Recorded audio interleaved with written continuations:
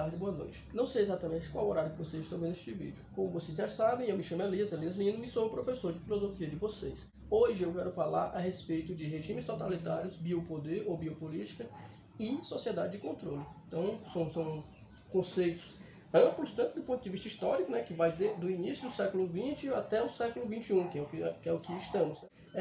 A respeito dos regimes totalitários, eu quero começar com uma filósofa alemã judia chamada Hannah Arendt.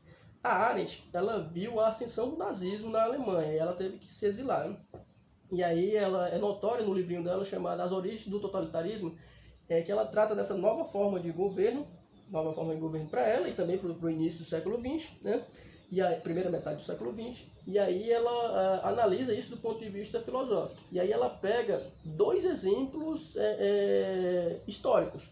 O nazismo, que é um regime totalitário de tendências à direita, portanto de direita, e ela pega o stalinismo, que é um regime totalitário de tendência à esquerda, portanto de direita. Então ela é muito exemplar ela fazer isso, e aí ela acaba sofrendo críticas tanto da direita quanto da esquerda. Pois muito bem, para ela, a característica fundamental desse novo tipo de governo era o terror, né? Ele não separava o privado do público e tinha que ter uma nova forma de analisar. Então, para ela, essa nova forma de analisar foi a partir do conceito de terror. Diferente de outros governos, né, de outras formas de governo, e da análise de outros filósofos de outras formas de governo, em que você analisaria, por exemplo, no caso de Montesquieu, né, que ele analisa que na monarquia o princípio que gere é a honra, ou seja, você cumpre as regras, cumpre a lei porque você quer ser honrado. E aí na república é a virtude, você cumpre as regras porque você quer ser considerado virtuoso. E no terror, ou seja, numa tirania, você faz as coisas por medo, ou seja, você tem medo que o soberano vá lá e te pegue. No caso de um regime totalitário, você age por terror. E se você for no dicionário comum mesmo, aliás, hoje ninguém mais usa dicionário, né? Mas se você for no Google e colocar lá a palavra terror, aí vai aparecer a definição. Na definição medo sem saber a fonte. Ter terror é diferente de ter medo. Medo é quando você vê o objeto do seu medo. Por exemplo, se você tem medo de cobra e você vê a cobra, você só fica com medo ali quando você vê a cobra. Mas, no caso do terror, você tem medo de tudo e todos o tempo todo. Você não sabe de onde vai vir o seu objeto de medo. Então é isso que acontece num regime totalitário. Como ele não separa a escala do privado e do público, e ele quer dominar tudo através do poder total, para ter esse poder total, ele se exerce do terror. Ou seja, você tem medo de não cumprir as ordens do soberano ou do governante, você tem medo de não cumprir, não é porque você tem medo exatamente só dele, você tem medo de tudo, porque seus amigos, seus familiares podem te denunciar. Então você tem medo de tudo e todos o tempo todo, por isso terror. E aí, além disso, né, esse sistema de governo investem na construção de uma ideologia, né? A ideologia é um sistema explicativo, que explica tudo, né? Explica passado, presente e futuro. E aí, na acepção, ou seja, no sentido mais sem vergonha mesmo, ideologia é exatamente falseamento da realidade. Então, essa ideologia, ela falseia a realidade.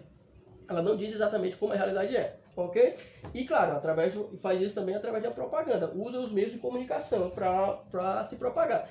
Isso ela está tratando no início do século XX, primeira metade do século XX. Então você tinha rádio e TV na Europa, né? Ponto.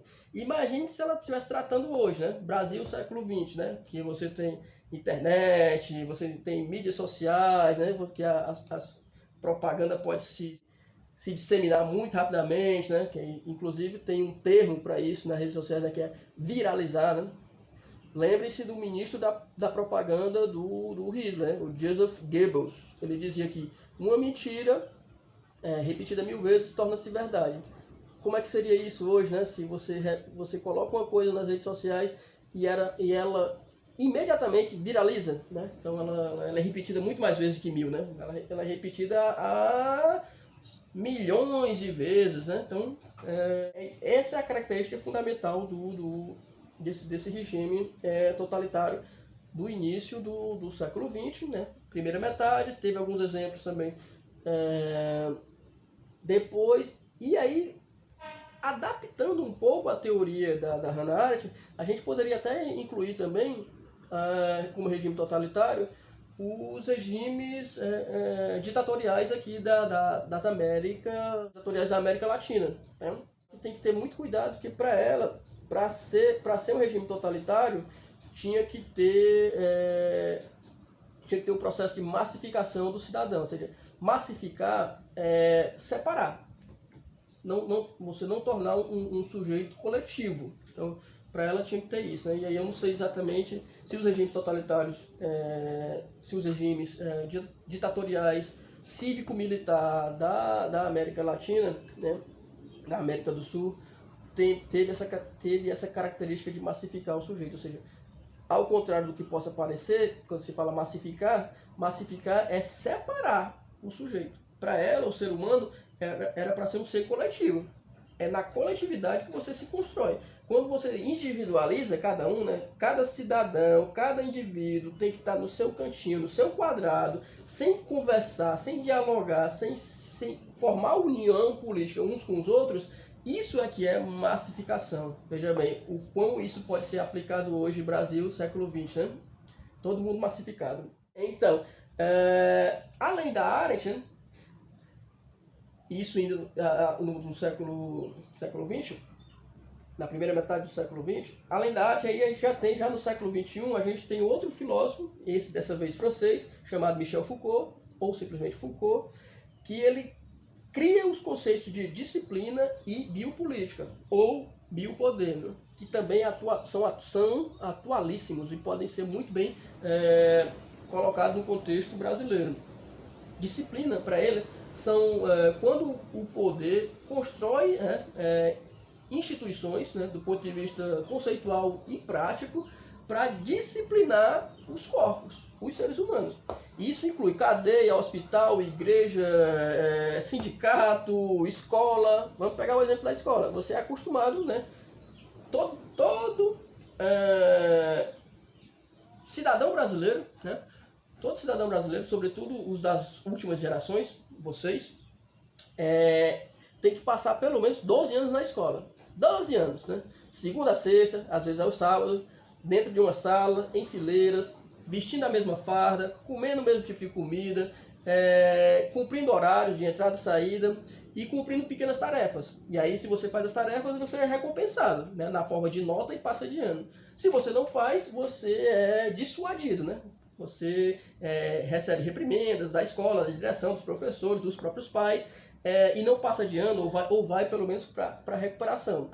E isso disciplina, isso te acostuma a fazer uma coisa, disciplina o teu corpo, no mais íntimo do teu ser, disciplina o teu corpo. Depois disso, aí você está apto a ir para o mercado de trabalho, que vai continuar do mesmo jeito. Você vai acostumar a respeitar um horário, vestir uma farda, fazer uma tarefa repetitiva e ser recompensado por essa tarefa na forma de salário. Mas aí suponhamos que você não cumpra a lei. Aí você também vai ter que cumprir regras, que aí você vai preso. E aí, sendo preso, você vai cumprir horários de tomar banho de sol, de comer, de dormir, e vai cumprir tarefas também. Ou seja, as sociedades ocidentais, em sociedades de controle, como é o que o Foucault tematiza, ele fala que o poder, né, ele te disciplina, para transformar teu corpo, né, para docilizar teu corpo, para você cumprir tarefas, né? Que é tornar você um corpo dócil e útil, né? Você tem que ser produtivo. Aí, além disso, né, esses estados, eles evoluem do poder disciplinar, né, da disciplina para domesticar teu corpo, eles evoluem para a biopolítica, né? Bio é isso aí mesmo, vocês entenderam, né? Vida, né? Biopolítica ou biopoder é quando o poder ou quando a política ele vai para gerir a sua vida, para criar a sua própria vida, para domesticar a sua própria vida. Ele cuida de você nesse nível. O governo cuida da sua vida desde o útero da sua mãe, através do pré-natal. Já está cuidando de você. Depois disso, cuida da sua vida acadêmica, na escola. E continua cuidando da sua vida do ponto de vista de saúde, com vacinas. Né? Depois disso, cuida da sua educação, na escola. Né? E continua cuidando da sua saúde no caso que você sofra algum acidente. Você vai para o hospital público, a maioria, né? Poucos no Brasil tem plano de saúde. Então, Porque, e também continua cuidando do ponto de vista da saúde através das campanhas, né, de não beba e dirija, né, que para você não falecer, né, não morrer, tá cuidando da sua saúde. Das campanhas de antidrogas, né, que fala para você não usar drogas, né, porque é notório que o uso abusivo de algumas drogas recreativas causa efeitos colaterais, né, danosos ao corpo. Então não use drogas, né. Então, por quê? Né? Porque faça exercício, tá na moda, né? Periferia, que há 30 anos o pessoal morria de fome, não tinha o que comer, aí agora a gente vê o pessoal pagando academia ou então fazendo caminhada para diminuir o bucho, que tá com o bucho cheio de comida, né? Então, por que o governo investiria tanto, né, na saúde de vocês? Porque ele é bom? Segundo Foucault, não. Segundo Foucault, ele investe na sua saúde para te tornar um corpo dócil e útil. Para você ser útil, né, a disciplina te dociliza. E a biopolítica te torna útil. Para você ser útil, você tem que estar vivo e mais ou menos saudável. Né? Então é isso, né? E de qualquer forma continua te controlando. Então, além disso, a gente chega nos filósofos, né, também atualíssimos, contemporâneos, né? Deleuze e Guattari, Gilles Deleuze e Félix Guattari. Eles tratam da revolução molecular. Para eles, essa sociedade, apesar de parecer aberta, em que todos podem fazer o que quiser o tempo todo, ela tá te controlando, porque ela te controla no nível dos desejos, no nível daquilo que você quer. E aí, por isso também que me fascina cada vez mais Deleuze e Guattari, porque eles aproximam a filosofia política da psicanálise. Cada vez mais eu tenho concordado com eles de que essa ideia de que política é uma atividade racional não é para tanto, não é para tanto. A política é uma atividade muito mais passional, ou seja, da ordem dos desejos. Então, essa sociedade ela te controla desde o nível dos desejos, aquilo que você quer fazer para ser feliz, né? Que para você só é feliz se você estiver consumindo os produtos mais caros, o último produto, ou aqui você só é feliz se você estiver reproduzindo um comportamento uniforme, aquilo que todos os outros fazem, né? E para eles, né, para eles, essa sociedade controla as pessoas dessa forma e controla no nível microfísico, né? O problema para eles não está apenas no estado do ponto de vista das pessoas que estão lá em cima mandando, né? Daqueles vai barrigudo que estão em Brasília, não. O problema está em cada um. Então a revolução molecular é isso, é você dominar os seus próprios desejos e não querer impô-los às outras pessoas como a única forma de vida correta, né? Então essa é a revolução molecular. Não querer dominar os desejos dos outros, não querer disciplinar os desejos dos outros. Tentem manter a rotina e façam as atividades.